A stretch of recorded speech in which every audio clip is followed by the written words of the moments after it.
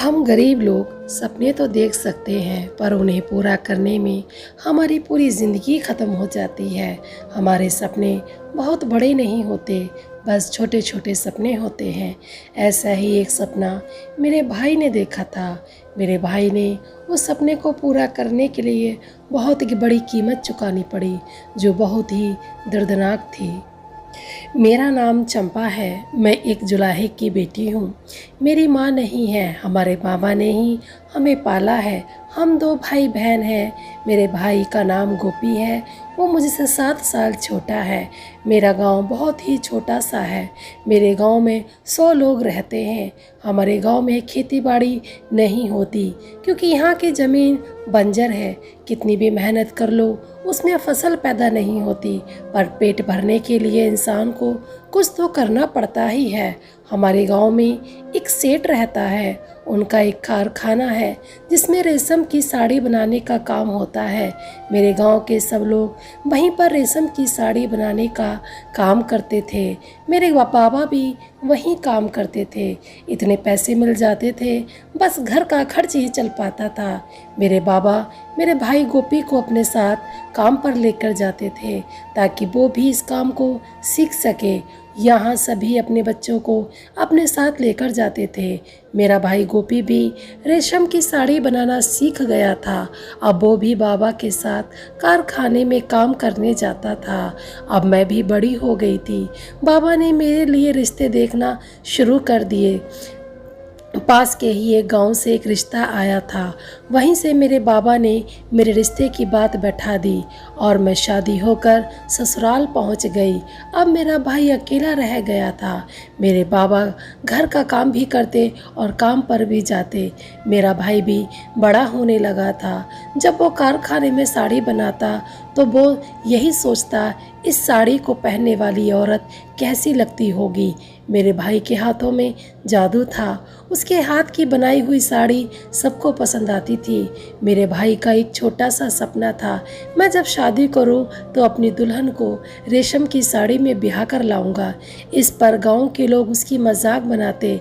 गांव के लोग कहते, हम सब रेशम के कारखाने में साड़ी बनाने का काम ज़रूर करते हैं, पर हमारी इतनी औकात नहीं है कि हम रेशम की साड़ी खरीद सके। गांव वालों की बात सुन बिल्कुल सही थी। सपना देखना बहुत आसान होता है, पर उसे पूरा करने के लिए कीमत चुकानी पड़ती है। पर मेरे भाई गोपी को ये सब बहुत आसान लग रहा था। वो जितना कमाता उसमें से कुछ हिस्सा एक गुल्लक में डाल देता।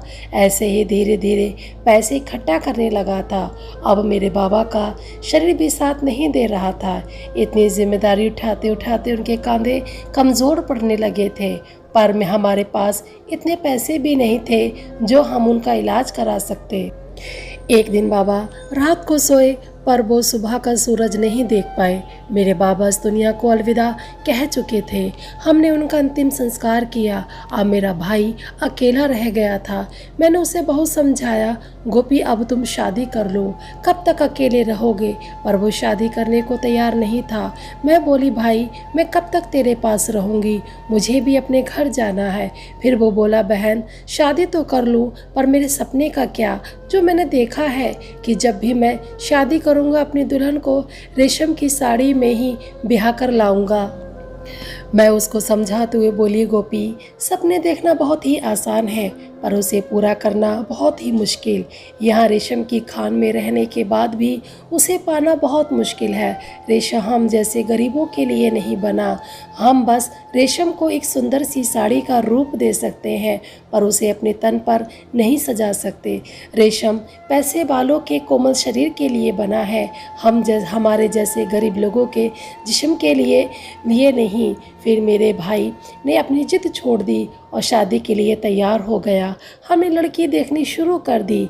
हमें एक लड़की पसंद आ गई और वो मेरी भाभी बनके मेरे घर आ गई। जैसे ही गांव के लोगों को पता चला गोपी ब्याह करके अपनी दुल्हन को लेकर गांव आ रहा है, गांव के सब लोग अपने अपने घर के बाहर खड़े हो गए, ये देखने के लिए कि गोपी की दुल्हन रेशम की साड़ी में कैसी लग रही है। पर जब मेरे भाई ने भाभी के साथ गांव में कदम रखा, सबकी नज़रें गोपी की दुल्हन पर टिक गई। सब ये देखकर दंग थे। सब तरह तरह की बातें बनाने लगे, क्योंकि हमारे गांव में पहला गोपी था जिसने रेशम का सपना देखा था। पर गोपी की पत्नी रेशम की साड़ी में नहीं, बल्कि सूत की साड़ी पहनकर सूत की साड़ी में ब्याह कर आई थी।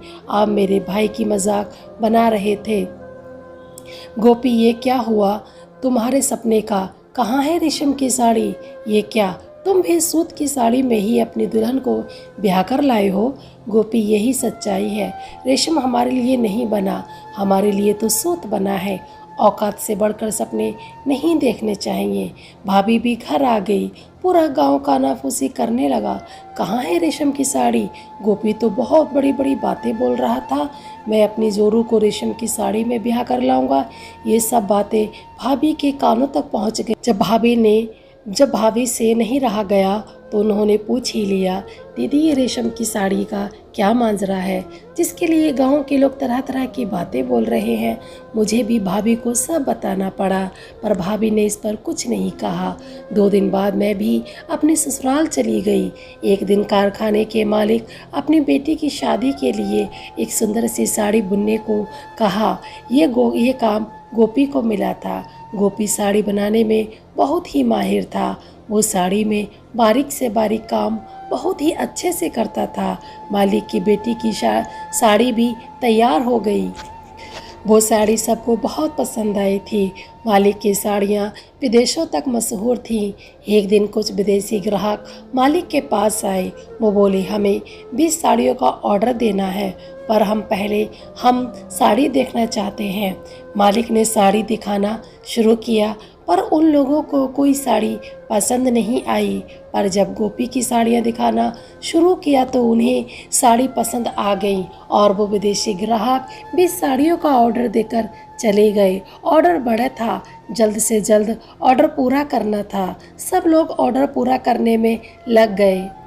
अगली सुबह जब गोपी कारखाने पहुंचा तो मालिक के नौकर किसी को बहुत ही बेरहमी से मार रहे थे।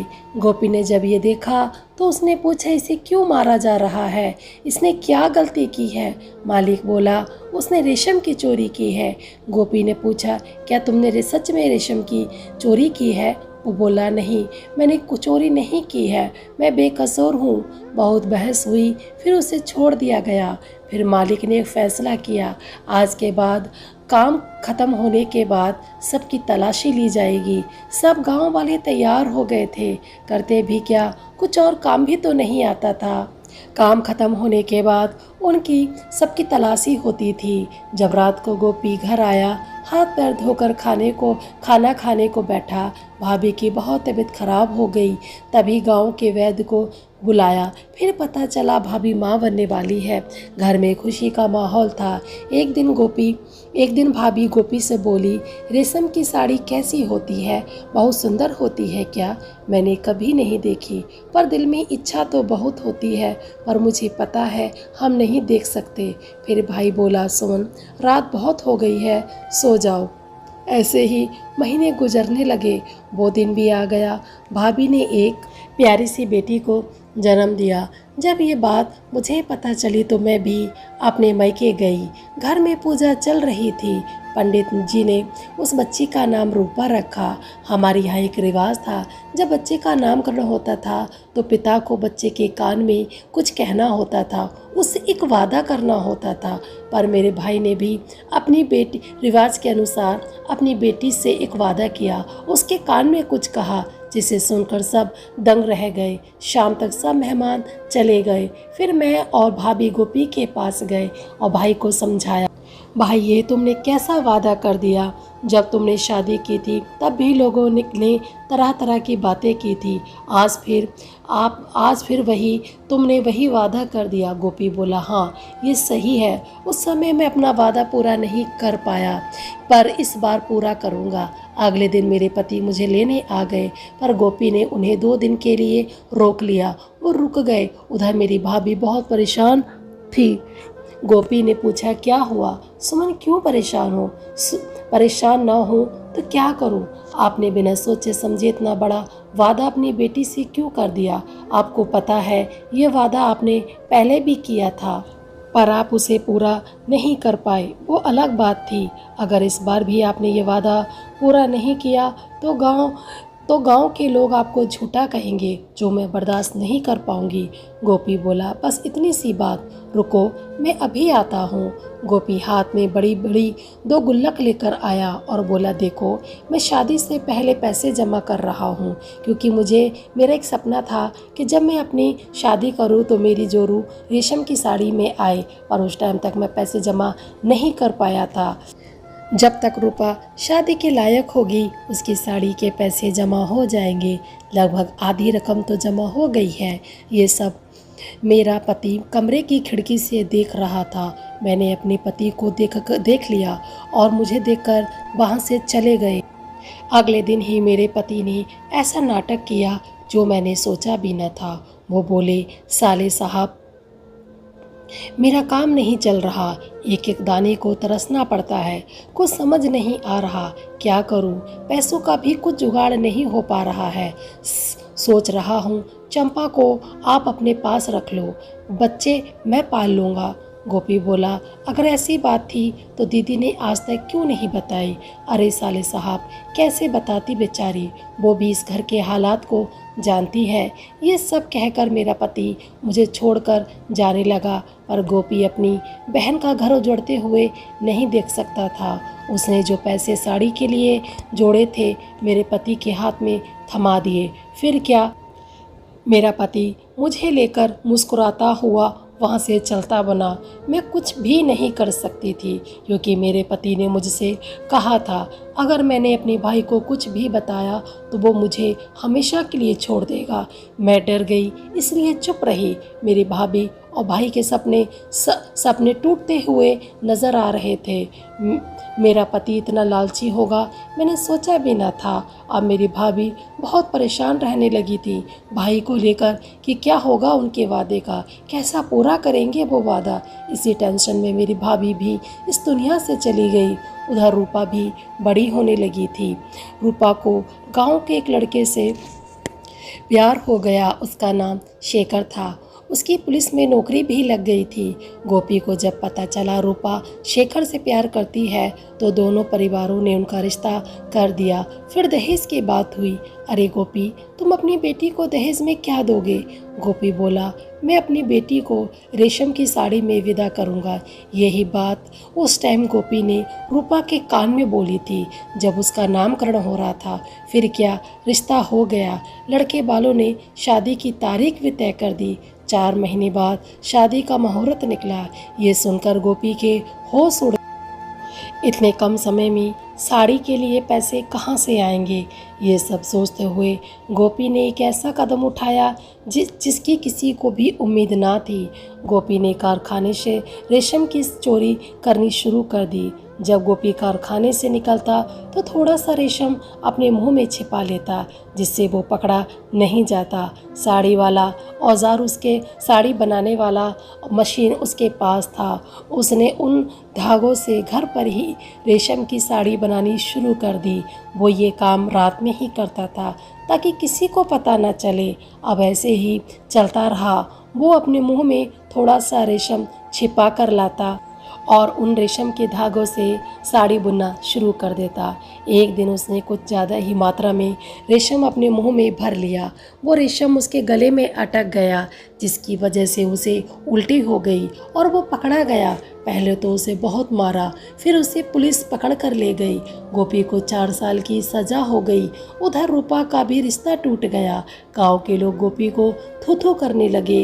रूपा भी सदमे में आ गई और उसे लकवा मार गया। वो अपने आप से कुछ भी नहीं कर पाती थी। उसका पूरा शरीर जो था, पूरा शरीर लकवे का मारा था। उसका हाथ पैर वगैरह कुछ भी नहीं चलता था। जब ये बात मुझे पता चली चली, मैं रूपा की देखभाल के लिए आ गई। ये बात जेल में गोपी तक पहुंच गई कि उसकी बेटी रूपा को लकवा मार गया है। तो उसने पुलिस वालों से गुहार लगाई कि मुझे मेरी बेटी से मिलने दिया जाए। गोपी के अच्छे व्यवहार को देखकर उसे रूपा से मिलने की इजाज़त दे दी, पर उसके साथ 2 हवलदार भी आए थे। जैसे ही गोपी घर घर घर आया, मेरे पति ने अपने रंग दिखाने शुरू कर दिए। मैंने जाने से मना कर दिया। गोपी बोला, दीदी तुम अपने घर जाओ। मैं बोली, नहीं मैं नहीं जाऊंगी। रूपा को ऐसे छोड़कर तुम कल वापस जेल चले जाओगे तो इसकी देखभाल कौन करेगा। इस पर गोपी बोला, सही कह रही हो तुम, ये तो मैंने सोचा ही नहीं था। रात में मेरे भाई ने चावल में जहर मिलाकर रूपा को खिला दिया। कुछ देर बाद रूपा ने दम तोड़ दिया। जो साड़ी वो बना रहा था वो अधूरी थी, पूरी नहीं बन पाई थी। उसे काट कर रूपा पर डाल दिया और मेरा भाई हमेशा के लिए पागल हो गया। मैं आपसे पूछती हूँ, जो मेरे गोपी के साथ हुआ उसके जिम्मेदार कौन था? वो मालिक जिसके यहाँ मेरा भाई काम करता था, या फिर मेरे पति का लालच जो मेरे भाई के जमा पैसे को लेकर चला गया, या फिर गरीबी? मेरे भाई का छोटा सा ही तो सपना था जिसकी कीमत मेरे भाई ने इस तरह चुकाई। आज भी वो पल मुझे याद आता है तो मेरी आत्मा कांप जाती है। दोस्तों, आज की कहानी आपको अच्छी लगी हो या इस कहानी ने आपको थोड़ा भी भावुक किया हो तो प्लीज़ वीडियो को लाइक और चैनल को सब्सक्राइब करें। ज़रूरी नहीं है कि हर कहानी का अंत अच्छा ही हो, किसी कहानी का अंत बहुत ही दर्दनाक होता है। तो बस आज की स्टोरी यहीं ख़त्म होती है। तो मिलते हैं नेक्स्ट स्टोरी में, तब तक के लिए bye bye, take care, thanks for watching.